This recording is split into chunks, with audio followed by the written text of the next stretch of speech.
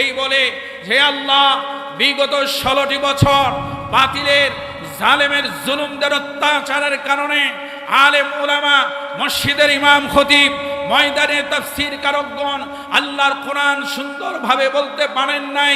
সেই ঠিকটা, সেই প্রেক্ষাপটটা পাল্টিয়ে যে মহান মুনিব আমাদেরকে সুন্দর সুজলা সুফলা এবং কোরআন শোনার অপিল্লি ময়দান কায়েম করে দিয়েছেন, সেই আল্লাহকে ধন্যবাদ জানার দরকার আছে না নাই?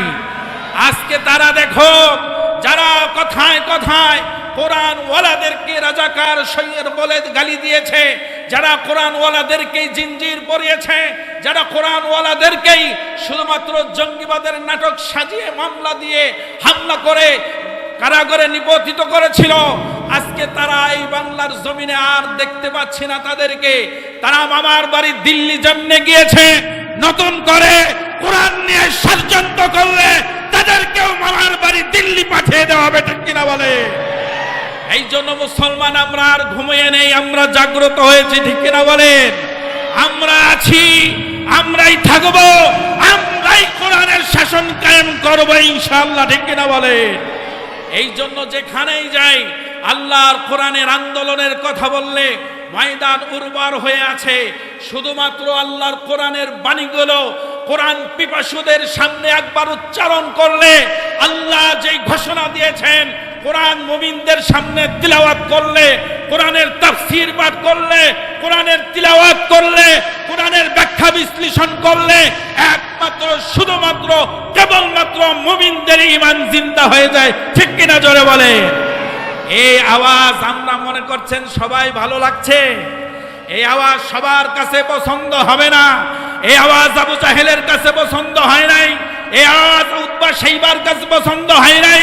এরপরে আল্লাহর রাসূল এই আন্দোলন কখনো থামান নাই, আমরাও আন্দোলনে যোগ দিয়েছি। কোরআনের বিজয় না হওয়া পর্যন্ত এই আন্দোলন থেকে আমরা সরে দাঁড়াবো না, সরে দাঁড়াবো না, ঠিক কিনা জোরে বলে?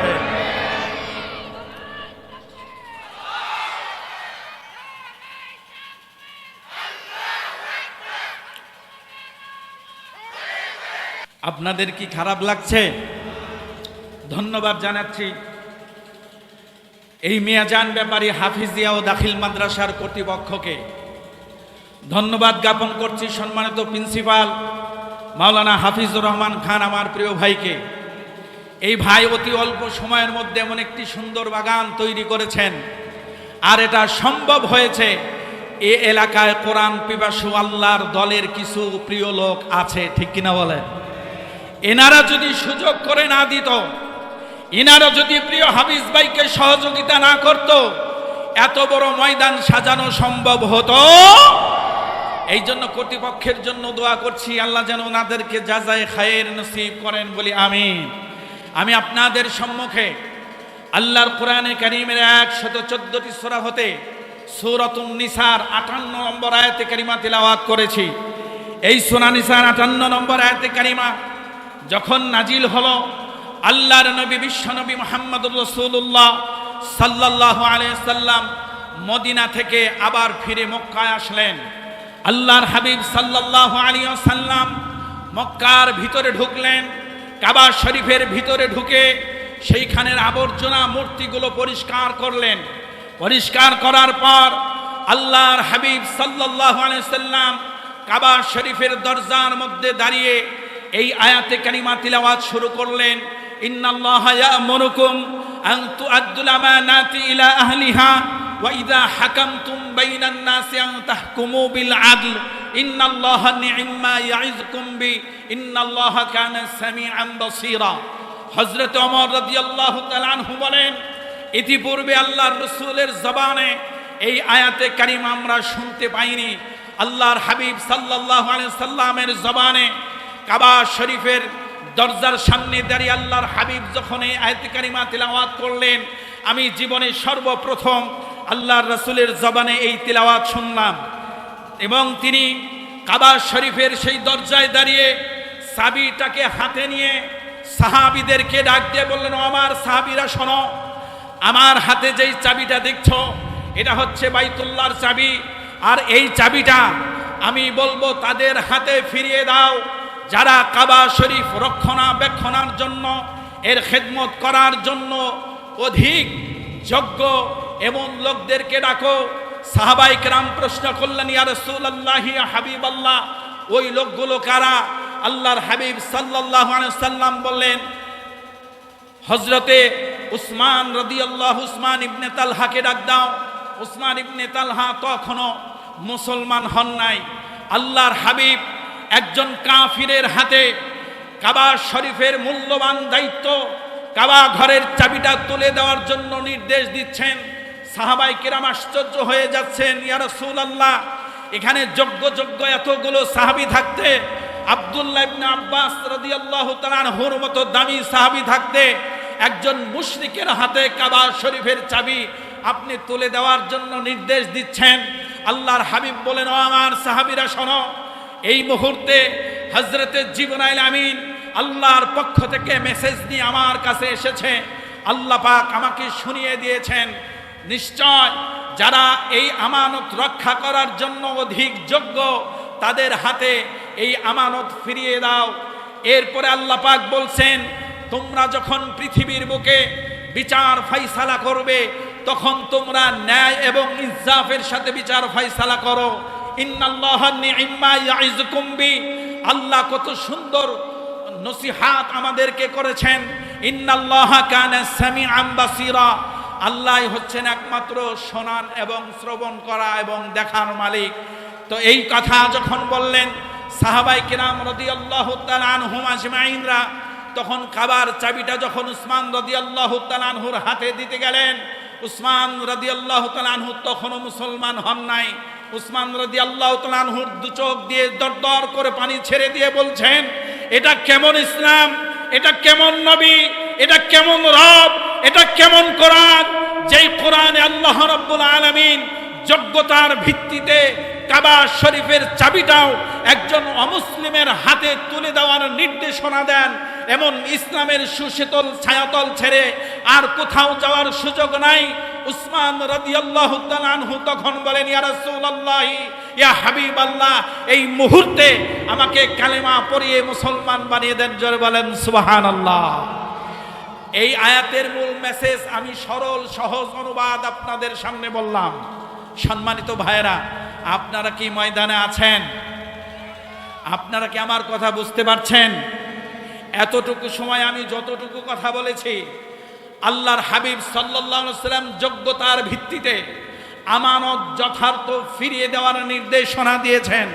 অর্থাৎ যেই কাজের জন্য যেই লোক বেশি যোগ্য, সেই যদি আপনার দলের কর্মী নাও হয়, সেই যদি আপনার মিছিলের স্লোগানের লোক নাও হয়, সেই যদি ওই পদের জন্য যোগ্য হয়, সে যত বড়ই লোক হোক না কেন, সে যত আপনার বিরোধী লোক না হোক না কেন, আল্লাহর নির্দেশনা হচ্ছে যেই কাজের জন্য যে অধিক যোগ্য, তাকে সেই কাজ বুঝিয়ে দেওয়ার সরাসরি নির্দেশনা।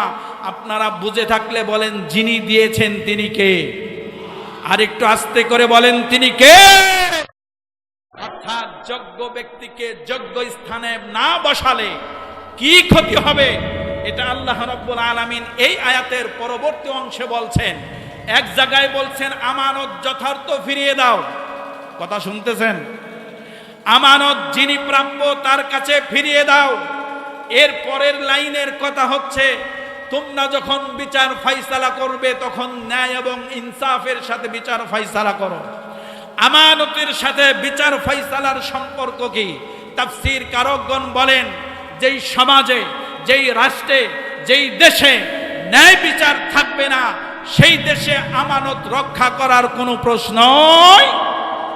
আমার প্রিয় ভাইরা, ন্যায় বিচার এমন একটা জায়গা, যখন ন্যায় বিচার করার মতো বিচারক সেখানে না থাকে, সাধারণ জনগণ যদি ন্যায় বিচার না পায়, ন্যায় বিচার যখন দেশ থেকে, সমাজ থেকে, রাষ্ট্র থেকে উঠে যায়, একটা প্রতিষ্ঠানে একজন প্রধানকে নিয়োগ দেওয়ার সময় যদি কোনো আমানতদার লোককে সেখানে নিয়োগ দেওয়া না হয়, একটা ফ্যাক্টরিতে জিএম পদে যদি কোনো আমানতদারি লোক সেখানে নিয়োগ দেওয়া না হয়, আমানতদারিতা না থাকার কারণে ওই প্রতিষ্ঠানটাই শুধু ধ্বংস হবে না, ওই প্রতিষ্ঠানের সাথে যারা যারা সংযুক্ত প্রত্যেকের আমানত সেখানে নষ্ট হওয়ার সম্ভাবনা আছে না নাই?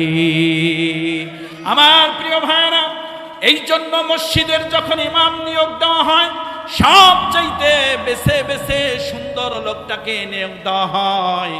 চেহারা যেন সুন্দর হয়, উঁচা লম্বা যেন ভালো হয়, কণ্ঠটাও যেন সুন্দর হয়, তার আলোচনা যেমন সুন্দর হয়। এত কিছু দেখে দেখে 5 ওয়াক্ত নামাজ পড়ানোর ইমামের নিয়োগ দেওয়ার সময় এত কিছু আমরা লক্ষ্য করি। ইমামের কাছে মসজিদের ওযুখানার চাবি ছাড়ার কিছুই থাকে না, ইমামের কাছে মসজিদের সামান্য কিছু দায়িত্ব ছাড়ার কিছুই পাওয়া যায় না। অথচ এই ইমাম নিয়োগ দেওয়ার সময় আমরা এত কিছু খেয়াল করি, এত কিছু দেখি।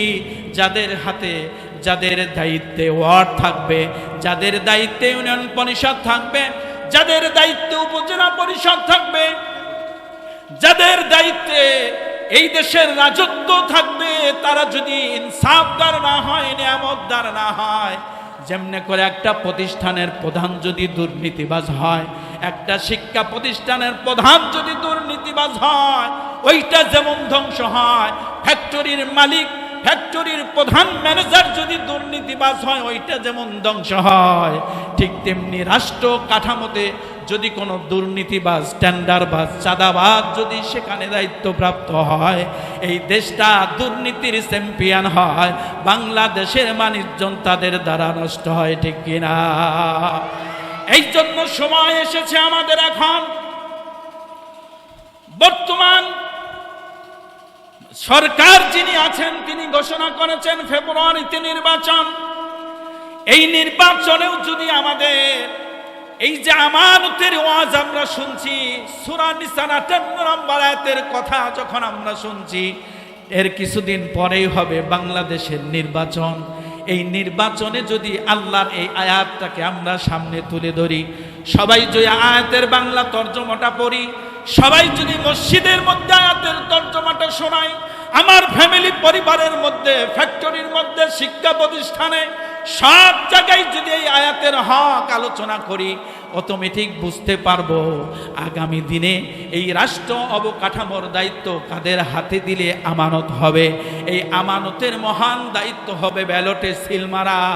আর এই সিল মারার দায়িত্ব যখন আমাদের কাছে আসবে, আমরা কি পেশি শক্তি দেখব নাকি আমানতদারি লোক দেখতে চাই? কোরআনওয়ালা লোকদেরকে হাতে নেওয়া দরকার আছে না নাই? আল্লাহর কোরআন দিয়ে সংসদ চললে কেমন দেখা যায়, আল্লাহর কোরআন দিয়া ইউনিয়ন পরিষদ চললে কেমন দেখা যায়, আল্লাহর কোরআন দিয়া উপজেলা পরিষদ চললে কেমন দেখা যায়, আল্লাহর কোরআনের রং দেখতে কেমন, আল্লাহর কোরআনের সৌন্দর্য সুগ্রাম দেখতে কেমন, আপনারা কি দেখতে চান? কারা কারা দেখতে চান তো হাত তুলে আল্লাহকে দেখান, নারায়ে তাকবীর। আমার প্রিয় ভাইরা,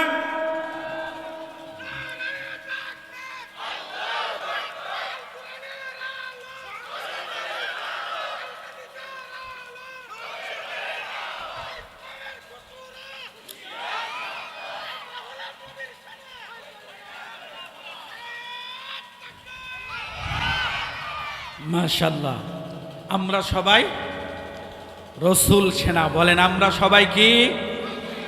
আমাদের নেতার নাম কি? মুহাম্মদ সাল্লাল্লাহু আলাইহি ওয়াসাল্লাম। আমি গাজীপুরে এক মাহফিলে গিয়ে আমি বলছিলাম, আমার নেতা, তোমার নেতা বিশ্বনবী মুস্তাফা। আপনারা কি আমার এই কথার সাথে একমত? মাহফিলের সভাপতি কয়, হুজুর বিশ্বনবী মুস্তাফা হইলে তাহলে আমরা জন্মাইছি কিল্লিগা, এলাকার চেয়ারম্যান আমি, আর আমারে বাদ দিয়ে আপনি বিশ্বনবী মুস্তাফার নেতা মানতেছেন, এই হাদিস এই আয়াত কই পাইছেন? নাউজুবিল্লাহ কর। কোরআন মাজিদের মা বলা হয় একটি সূরা আছে না নাই? সেই সূরার নাম সূরাতুল ইয়াসিন। এই ইয়াসিন সূরার সর্বপ্রথম আয়াতটা পারে না এমন কোন লোক আমার সামনে নাই, আলহামদুলিল্লাহ। বলেন ইয়াসিন সূরার সর্বপ্রথম আয়াতটা বলেন তো সবাই। ইয়াসিন আছে না নাই? এইখানে এটাকে বলা হয় হরফে মুকাত্তাআত। এর অর্থ, এর তর্জমা কোনো তাফসীর গ্রন্থে নাই, কিন্তু অধিকাংশ তাফসীরদের মতানক্য এরকম, ইয়া হচ্ছে হরফে নেদা, ইয়া দিয়ে কাউকে ডাক দাও, ইয়া অর্থাৎ হে। সিন দিয়ে বোঝানো হয়েছে সাইয়্যেদ। সাইয়্যেদ মানে হচ্ছে নেতা, আর নেতা হচ্ছে মুহাম্মাদুর রাসূলুল্লাহ সাল্লাল্লাহু আলাইহি সাল্লাম। তাহলে আমাদের নেতা যে মুহাম্মদ সাল্লাল্লাহু আলাইহি সাল্লাম, এর প্রমাণ আমরা পেয়েছি তো। আমার নেতা, তোমার নেতা, যেই নেতা, যেই নবী বলেছেন, ও আমার স্ত্রীরা, আমার সাহাবীরা, দিনের বেলা তোমরা আমার যে আচরণটা দেখতে পাও মানুষের মাঝে, তোমরা সেটাকে প্রচার করে দাও। স্ত্রীদেরকে বলেছেন আমার রাতের আচরণগুলো কেমন, সেটাও তোমরা মানুষের মাঝে প্রচার করে দাও। কিন্তু আমরা দেখেছি আমাদের দেশের যারা নেতা দাবি করে, যারা দেশের মালিক মনে করে, এদের 1-2 মিনিটের কল রেকর্ড যদি ফাঁস হয়, এদের যন্ত্রণায় এদের সামনে মাথা নত হয়ে যায়। ঠিক কিনা বলেন? 1 মিনিটের কল রেকর্ড ফাঁস হলে এদের মন্ত্রিত্ব থাকে না, এদের এমপিগিরি থাকে না। অথচ বিশ্বনবী মুহাম্মদুর রাসূলুল্লাহ সাল্লাল্লাহু আলাইহি সাল্লাম আদর্শ প্রতিষ্ঠিত করতে গিয়া আল্লাহর হাবিব সাল্লাল্লাহু আলাইহি সাল্লাম সব জায়গায় ইনসাফ প্রতিষ্ঠা করেছেন। জোরে বলেন সুবহানাল্লাহ।